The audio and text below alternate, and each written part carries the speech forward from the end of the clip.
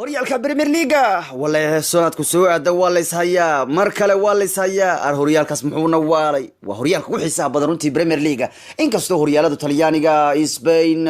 Jarmalka Faransiiska ay hadda horyaalo qatar badan yihiin haddana Soomaalidu marka la fiiriyo waa Premier League isaha maxay yeelay dhowr kooxood kala duwan baa meesha joogo qaar baa Arsenal aya qaar baa Chelsea aysan qaar baa United aysan qaar baa Sheikh Mansour aysan oo City ah qaar baana ma taqaan Liverpool aysan ba waa Liverpool isku soo wada laabtayo bariyaha guusha bilaabay bariyo waa kala dhudhuman jireen ma taqaan qof luqluq buu ku jiri jiray hadda bariyahan fagaaray saarayeen maxay yeelay wadana wax qaaday noqdeen bariyo isku soo laabteen in kaartira waa ka baxeen marka war waa sanad cajiib ayaa marka la soo socda sanadkii hore wallahi wuxuu ahaa sanad aan la yaabay Premier League maalin kasta qoliyuhum qaar baa madaxu xanuunayay qaar baa dabaaldegayay qaar baa farxayay ya December Janaayo Febraayo Mars waaniga Liverpool war Liverpool waa dhowdahay war anala waa curatay war sanadka kulmeel bay u socotaa Reece waa dhowdahay war waa dhowdahay Premier League way ku dhowdahay City marka dan warawdayba iska garaacday Liverpool Janaayo garaacdayo si wadigeeda Mar City ba hogaan ku haysa maya Liverpool baa qabatay war City baa haysa Liverpool baa qabatay war City baa haysa Liverpool baa qabatay ilaa maalinta ugu dambeysay la isla gaaro horyaalku loo dagaalamo maalinta ugu dambeysay marka oo Liverpool qalabkii ay ku dabaaldegneed ay soo diyaarsatay laga diiday markii Riyad Mahrez uu dhaliyay goolka saddexaad ee City uu xaqiijiyay koobka Gundogan uu kii afraad dhaliyo Liverpool maalinta ugu dambeysay Wolves ay ka badiyeen laakiin loo diiday inay koobku qaado maadaama Manchester City ay garaacday kuwa ugu dambeeyay Brighton ciyaartii Premier League arkaasa la shaqul galkan ya horyaalkii hadda dhamaadna bilaabmi raba war horta Premier League wax loo dhiga ma lahanba war waa toroba madax xanuun waryaha iska jir nin walbo hadda suuqa Premier League waa xirmi raba khamiista hadda soo aadan mideeda kale suuqa Premier League waa xirmi raba nin walbo soo adkay Liverpool waa isfootaynaysa yani waxay leedahay anaga wax badan ma rabno anaga waxayna nagu filan bayleyn ciyaartoy kala ma rabno ilayhin arjooga armala jooga sirninkii jiro nimanka Sheikh Mansour ahana rag kale qaateen wali wax raadinayaan Manchester balaayay soo wada sanadkan aan waa ka yaabanahay nimankaas isheeda waa haysa bariyahan anigu balaayay nimankaas soo wadaan ya warniyo waa isku yimaad xataa Arsenal ayaa is adkaynaysa wax Arsenal ayaba lacag fardhineysaba oo aan reer lacag fardhisahayn Arsenal la kacsanba Manchester waa kay balaayay soo wada Tottenham balaayay soo wadato Pochettino uu leeyahay anigu dhowrkiisan la soo dhaaf wax ma qaadan halay dhiso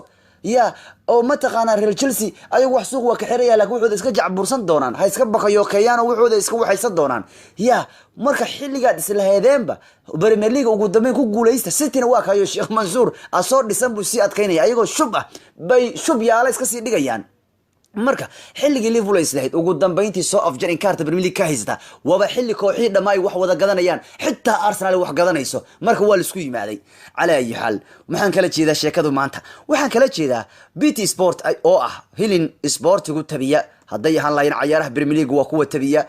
sida tooska ugu gudbiya caalamka oo dhan waa television weyn oo England caan ka ah BT Sport xuquuqaadka Premier League wax ka leeyahay ya sidoo kale Champions League Europe League asagu ayaa si toos u baahiya ayaa hadda wuxuu saadaal ka bixiyay sanadka soo aadan cid ku guuleysanaysa horyaalka Premier League waxaan ognahay Premier League in uu soo socday muddo 27 season yani 27 xilli ciyaareed Premier League soo socdayo kooxda ugu qaadista badan horyaalkan waxa weeyaan kooxda الشياطين الحمراء مانشستر يونايتد ونمك ugu badan tartankan haysta tiro 13 jeer qaado horyaalkan xitaa Manchester waxayin kuwa taariikhda Premier League dhibcaha ugu badan shaqaystay wayaan muddada 27 xilli ciyaareed ee Premier League soo socday waana tan 1992 oo Manchester waxay gacanta ku dhigtay 2168 dhibcood muddada Premier League socday 648 jeerna waa guuleysteen iyagoo 166 jeer Premier League guuldaray ka soo gaartay hatta goal difference 60 gool ay nadiif bay haystaan waxaana ku soo xiga Arsenal taariikhdu marka laga hadlo waatay kooxda dhibcaha ugu badan ee labaad Premier League ka heshay haddana ma taqaana iyagu waa Manchester Arsenal waa ku soo xigto iyagu waa kooxda labaad ee sanadii Premier League socday aad ka u fiicneed Chelsea baa saddexaad ku jirta Liverpool ba afraad ku jirta waa kooxaha Premier League dhibcaha ugu badan goolasha ugu badan guulaha ugu badan keentay muddada Premier League 27 sano uu soo aaday soo socdayo sanadka kan mar kale ayaa lagu tartami doona ciyaaraha Premier League haddaba hilinka BT Sport ayaa wuxuu shaaciyay sanadka kan cidda noqonaysa mar kale championka England Premier League yaa ku guuleysan doona waa wax hadda laga doodayo bariyahan waa laga doodayaayo xilli ciyaareedka dambe waa ku dhowba axadda soo aadan Community Shield la ciyaaraya Community Shield marka axad soo aadan la ciyaarana isbuuca ku xigana Premier League baa baasmaya marka waxa durba hadda la isku haya wariya Premier League guuleysanaya laakiin waxa huwaala Premier League bariyahan in loo jilciyay xirta Sheikh Mansour qof kasta waa kaadinaya waa jarinaya waa ka kaadinaya Man City oo kaadiyo baa ku dhacaya markuu Man City maqlo maalin dhow waxa hadlay Klopp wuxuu yiri in kasto Man City tahay kooxda ugu cadcad Premier League sanadkan waxaanu doonaynaa uu leeyahay inaan ugu dambeyntii la dagaalano haddaba BT Sport ayaa saadaaliyay cidda sanadkan ku guuleysan doona horyaalka Premier League haddaba waa tan saadaasha BT Sport oo waxa ay BT Sport saadaaliyeen cidda championka England noqonaysa 2019 iyo 2020 waxay leeyihiin Manchester City ayaa sanadkii saddexaad oo xiriir ku guuleysan doonta ciyaaraha Premier League waxa ay saadaasha ugu badan ay noqonaysaa saadaashan waxa ka horeysa saadaala kale oo Premier League laga sameeyay waxay dadku badan qabaan in Man City ay qaadi doonto war horyaalkeeda wada Man City uu noqday war muxuu dhiman xoog badnaa ilaahay amarkiye haddana hilinkan wuxuu leeyahay saadaasha uu sameeyay BT Sport computerkoodu ya computeradku saadaal bay sameeyeen sanadka hore iyaga saadaalin Premier League Man City qaadi doonto haddana waxay leeyihiin Premier League iyaga ayaa markii saddexaad xiriir gacanta ku dhigi doona waxay saadaaliyeen cidda goolinta ku guuleysanaysa cidda Premier League u qaadaysa kaalmaha la kala gali doono waxay haddaba saadaashu cadeeyeen in sanadka kan mar kale xirta Sheikh Mansour ay ku guuleysan doonaan ciyaaraha Premier League waxaanay ku qaadi doonaan buu leeyahay 94 dhibcood ya 94 dhibcood bay ku qaadayaan buu leeyahay والله waxa weeyaan nimankan Man City ma aqaano saadaasho dhan markasta iyaga waa helaya saadaasho iyaga ugu batay ya war maxaa dhacay war idinku miska jiiftaan shaqa marabtiin war ma laba sano Premier League ku dulqaaday war hadii sanadka saddexaad Premier League ku dulqaado iska baxa beeraha u fal habarta hay tahay warinaysaane war habarta beeraha u fal wariya habarta dukaanka u gad wariya habarta bacalaha u gad hal iska kala shaqaysto waa mara dhax weyn waa horyaalkii dhammaay Premier League ba horyaalka Serie A yoobay war ma taliyaan iyo horyaalka ii sheega Premier League waa meel ay adag tahay sanad isku xiga xataa in Premier League la qaado iyagoo aan 10 sano xiriir la 10 sano isla soo dhaafi ayoon dhicin in Premier League laba sano isku xigta la qaado ay nimankaas u qaadeen war hadii la idin saddexeeyo wariyaha is wareerin kowde habarta beeraha u fal u shaqay habarta wariyaha aduna dukaanka u gado wariyaha la shaqay habarta wariyaha gabaray habarta la shaqay adiguna meelaha Sol Liverpoolaynino ha Manchesteraynino ha Chelseaynino ha Tottenhamaynino ha Arsenalaynino wariyaha cidda hal la shaqaysto waa mara dhax weyn ma taliyaan iyo horyaalka Serie A muu noqday oo Juventus ka daldalanay sanad kasta war meesha dad ma joogan Milan waa aruurtay Inter waa aruurtay Napoli waxa ugu madax adag haddana madax adeegeeda dhamaadkay ku faysaa war hadii horyaalka iyo dhamaa Ingiriisku saas u jicanaaday ee uu iska daldalanayso iska baxa hay maxaad gufurta ku xilaysan dhan waxaan aqaysaa ya akhay Premier League waxaan ku ogaa inuu yahay horyaal adag oo xisaab badan oo sanad kasta mid qaadi jiray baan ogaa war wuxuu dhan Sheikh Mansour baa laga dhigay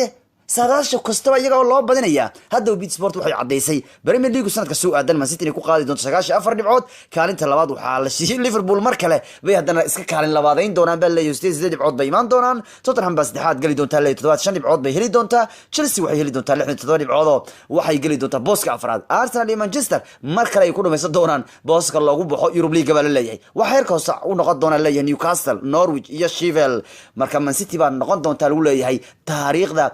kooxda barbaraysa rikoorka in 3 sano xiriir lagu guuleysto ciyaaraha Premier League oo Manchester hore rikoorka u sameeyeen Liverpool baa noqon doonta lagu leeyahay kooxdii labaad ee taariikhda Premier League 3 sano isku xigta aan gurigeeda lagu garaacin waxay leeyahay xagaga dambe gurigeeda lagu ma garaacay laakiin horyaalka waa laga qaadanaya حتى waxay ku leeyihiin Manchester United baa noqon doonta kooxda xagaaga dambe guuldarooyinka ugu badan ma taqaana yani soo gaari doona يعني waxay Manchester noqon doontaa baa lagu leeyahay kooxda ugu badneed abid ee taariikhda Premier League guuldarooyinka ugu badan ay ku habsadeen xilli ciyaareed gudihii kooxda guuldarada ugu badan Premier League ka soo gaartay iyaga baa noqonayay leeyahay waariyaha Manchester United ku kicin war ma anaga soo dhisayna يا بروناينينا سيفيتشاينينا بلايدنا ودا كيساننا leeyihiin guuldaraba idin dheero Europe League wada ka ciyaaraysan yaanu idinku kicin kuwa kaaye marka waxay hataa cadeeyeen Mohamed Salah sanadkii saddexaad isku xigay isna ku guuleysan doono goolinta Premier League waxay leeyihiin sanadka soo aaday Mohamed Salah baa ku guuleysanaya Premier League kuna qaadaya 29 gool waxaan uu Mohamed Salah la siman doonaa rikoorka in 3 sano xiriir la qaado kabta dahabta ee goolinta Premier League dhanka caawintu waxay sheegeen in ciyaartooyga lagu magacaabo Raheem Sterling uu noqon doono min 3 gool caawiyo ninka ugu badan bay noqon doonaa bilay xagaga dambe caawinta ugu badan sameeya halka sidoo kale iyanu ay shaaciyeen in abaalmarinta golden golofka sanadka dambe uu ku guuleysan doono goolhayaha Man City ninka lagu magacaabo Ederson Morris. Sanadkan waxa ku guuleystay golden golofka goolhayaha shabaqiisa kulun badan gool ka ilaashay, waxa ku guuleystay Alisson Barker. sanadkan dambe waxay leeyihiin Man City baa ku guuleysanayso, goolhayadu ku guuleysanayo Man City ayaa waxay leeyihiin 22 jeer bay shabaqooda ilaashan doona, Liverpool 20 jeer bay ilaashan doonta. marka waxay leeyihiin sanadka dambena Alisson baa ku guuleysanaya golden golofka, Alisson Barker baana noqonaya ama Alisson iyo Ederson labaduba waxay noqon doonaan goolhayaashii ugu horeeyay ee laba xil ciyaareed isku xiga min 20 gool wax ka badan shabaq 20 kulan shabaqoodu xir u ilaashtay. yani xagaga hor 20 kulan bay shabaqoodu ilaashteen, kanuna 20 kulan bay ilaashan doona baa la leeyahay. marka Premier League oo bilaaban ayaa saadaasha laga sii bixinayo. marka waxa la leeyahay ama waxa la leeyahay sanadkan mar kale xirta Sheikh Mansour baa ku guuleysanaya Premier League sanadkii saddexaad oo xariira.